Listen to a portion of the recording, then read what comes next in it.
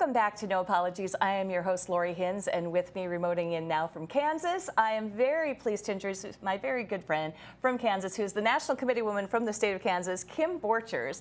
On with us tonight. We've got so much to talk about. Kim, thanks for being on the show. Lori, thank you so much for having me. I'm like, we have so much to talk about. We won't get it all in.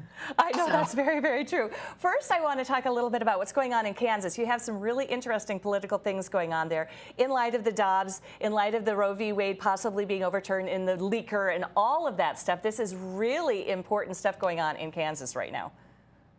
Absolutely. I think what folks will not realize is that Kansas will be one of the first states highlighted should Roe be overturned. But I want to point out that no matter what happens with Roe v. Wade, it doesn't change the constitutional amendment process that we're working on here in Kansas. And I'm sure you'll ask me a little bit more about that, so I won't go into it yet. You can go into it too. First of all, you have something called Value Them Both. And yes. Value Them Both is an amendment, and there's actually even a full website for it. It was really intriguing for me when I was trying to learn a little bit about what it is. And it's an amendment to the Kansas Constitution. Correct. So I always tell people we didn't take this battle on. It was actually brought on to us by an overreaching legislative extreme Supreme Court here in Kansas. And so what we have had in Kansas, abortion has been legal, but we have had common sense restrictions, close to 25 laws over the years that were really about ensuring, not just about protecting babies, should we be able to save some lives there, but also protecting women. And there was a court case that occurred, and in 2019, the Kansas Supreme Court said, now think about this, that embedded in the Kansas Constitution is the unlimited right to an abortion. What? Yeah. I mean, think how 1860s is when the Constitution was written. So essentially what that means, they have gone further than Roe. They have equated your right to an abortion to that of speech, which is you can't pass a law that limits speech. And so what they immediately did with that ruling, there are two laws that were immediately overturned. One is a live dismemberment procedure that was deemed as unconstitutional. And the second one was a clinic licensing bill. Just think about that, a clinic licensing bill. They have deemed that unconstitutional. So when people say, what do you mean we value them both? The reality is that if a woman were to walk into an abortion clinic, she should have an expectation that it is safer than your nail salon or a vet clinic. You would hope. Or a restaurant, right? But because the way things had been set up prior to that law, it was really abortion clinics were in the ether and nobody really following up on what's going on. And I will just let me just give you an example of the impetus of this.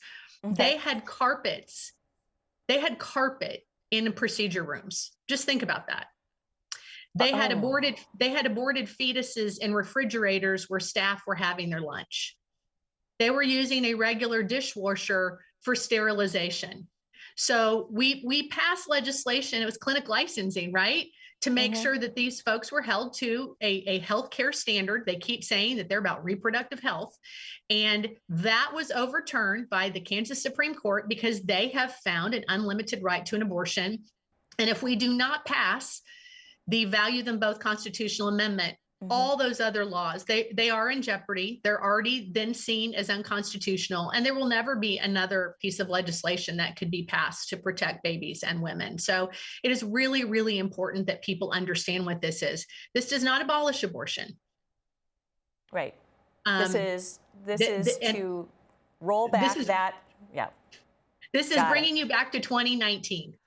And so what I tell people is, I'm a regional director here in Kansas for about 18 counties. And what I tell people is that if you are pro-life, you want to vote yes. And if you are pro-choice and believe in reasonable regulations, you want to vote yes. So all eyes will be on Kansas, really, because we are the first ballot initiative after the Roe v. Wade ruling comes down. Well, and time is of the essence here, too. So you obviously are mobilized in trying to get the word out in Kansas to people that this is so vitally important for your state. Right, absolutely. So August 2nd is election day, but we all know that advanced voting will begin on July the 12th.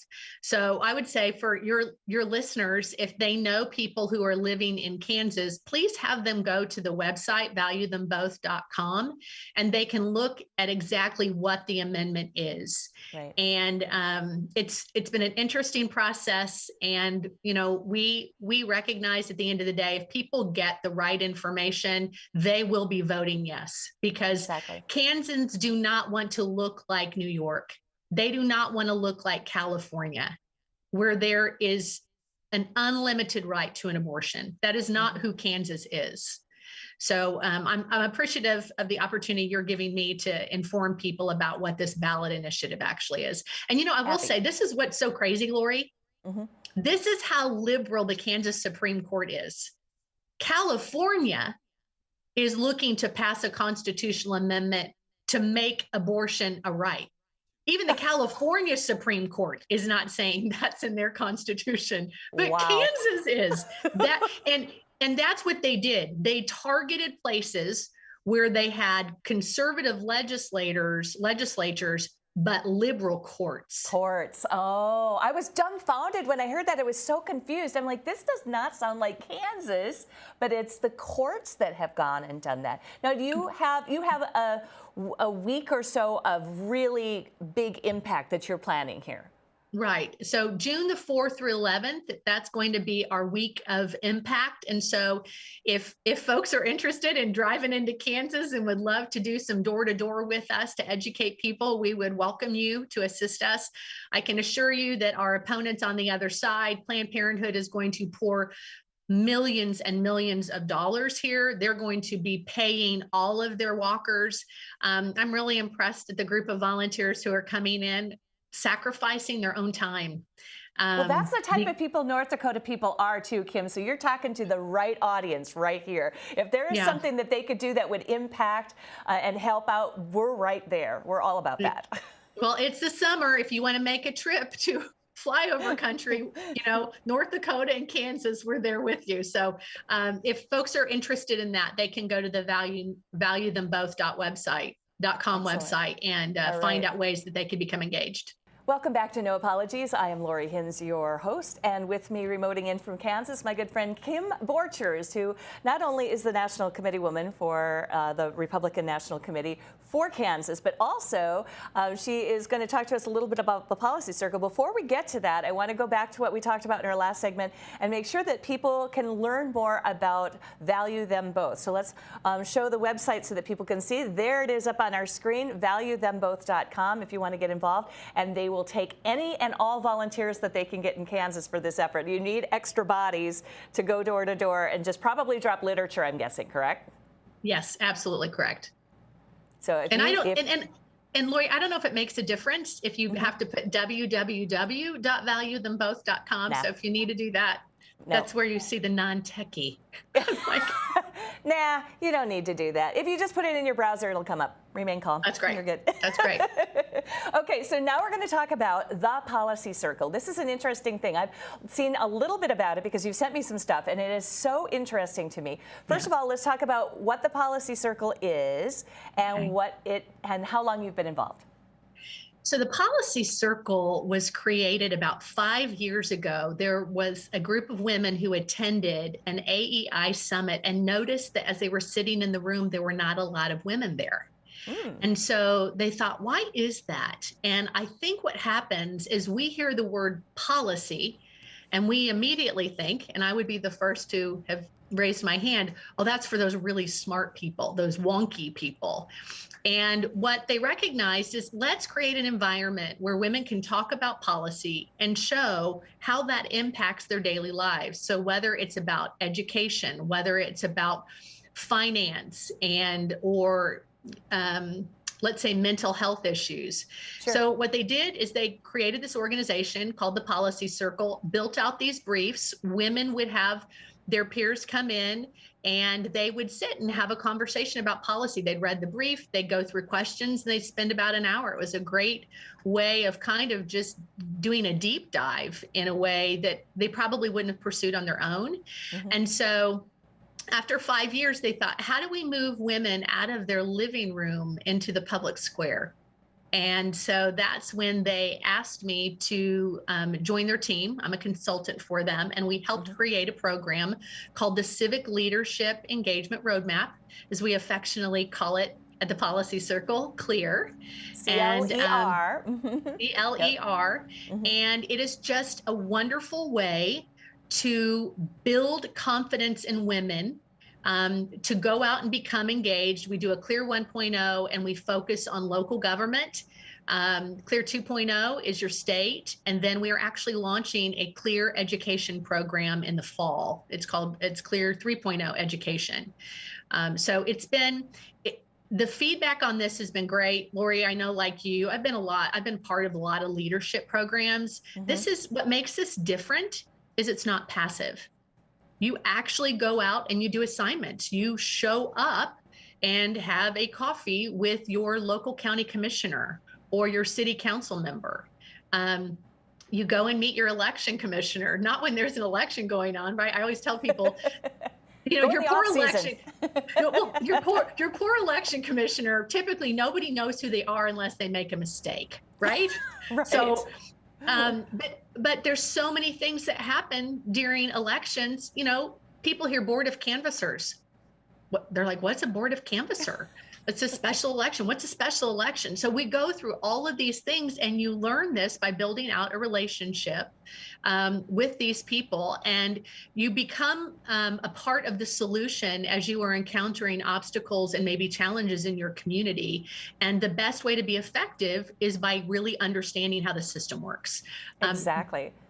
So that's just a nugget of what the Policy Circle is. It sounds like such a great opportunity to network with people too. Now, you started, how did you get involved with this group? You'd heard about it, or what happened? Well, I own my own business called Bird Dog Recruitment and Consulting. And Bird Dog actually started off, it's still what I do, but we help Republican governors find their senior staff and cabinet secretaries.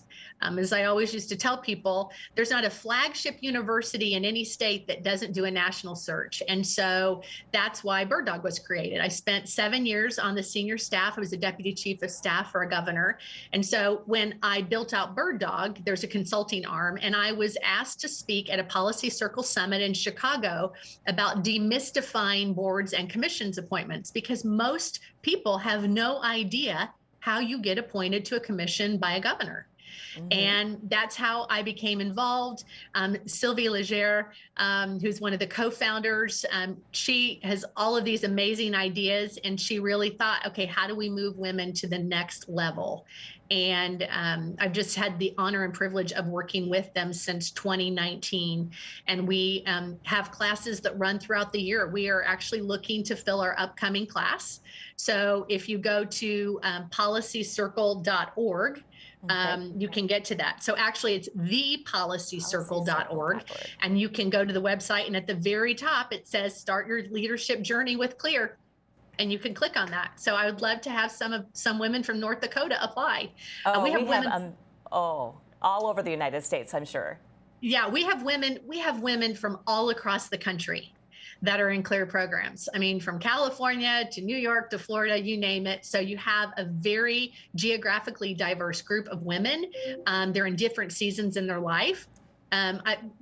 Policy Circle is a bipartisan organization. So this is just a really good way for women to be able to learn to listen to each other and understand where people are coming from on these different issues. So it's a real privilege for me to be a part of that conversation. So do you do things via Zoom mostly, or sometimes, and then some in-person events during the year? Is that how it works? So we have a summit that we have every year. That's when women can kind of come together, because we're women. Who doesn't like a get together? Okay. But our CLEAR programs we do through Zoom. It was interesting, just when we rolled this out, was when COVID had started. So, I mean, we were ahead of the game to just get women engaged. And so we have a monthly call, and then I have a monthly coaching call with women, which I thoroughly enjoy that. And so all of our courses run at 3-month intervals. Excellent.